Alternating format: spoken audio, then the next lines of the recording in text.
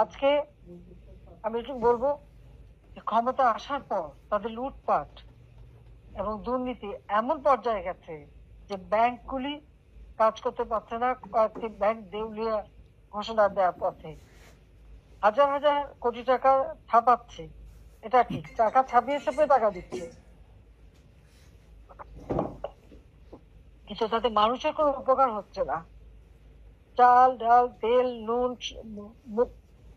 এমনকি মরিচ পেঁয়াজ ডিম মুরগি মাংস সবকিছুর দাম বেড়ে গেছে, মানুষের সাধারণ মানুষের ক্রয় ক্ষমতার বাইরে, মানুষ কিনতে পারছে না। কারণ একটা গ্রামের থেকে আমাকে ফোন করছে যে 1 কেজি ঢেঁড়স কিনতে হয়েছে তাকে 140 টাকা দিয়ে, আলু 80 টাকা, চাল সেগুলিও এখন মোটা চাল যেটা সেটাও 80 টাকা, 70-80 টাকার উপরে। এভাবে প্রত্যেকটা জিনিস দাম সাধারণ মানুষের ক্রয় ক্ষমতার বাইরে চলে গেছে। আমরা 1 কোটি মানুষের জন্য পরিবার, 1 কোটি পরিবারকে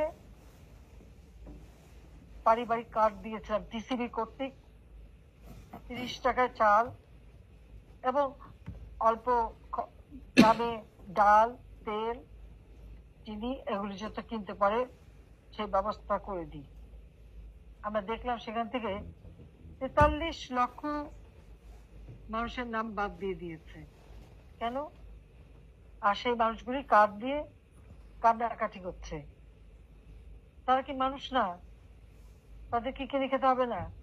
দিয়ে আসছি তো আমি, টাকা পয়সা রেখে আসছি, 20 লক্ষ মেট্রিক টন চাল রেখে আসছি, তাহলে এই মানুষগুলোকে কেন বঞ্চিত করলো?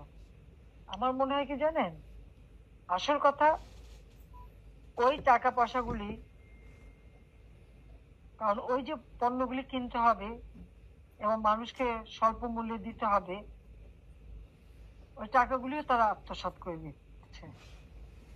গরিবের টাকা খাওয়া এটা তো আমাদের ইউনূস সাহেবের কাজই, ক্ষুদ্র ঋণের নামে গরিবকে শোষণ করা, আর কাজে এই টাকা লোভও সামলাতে পারেনি।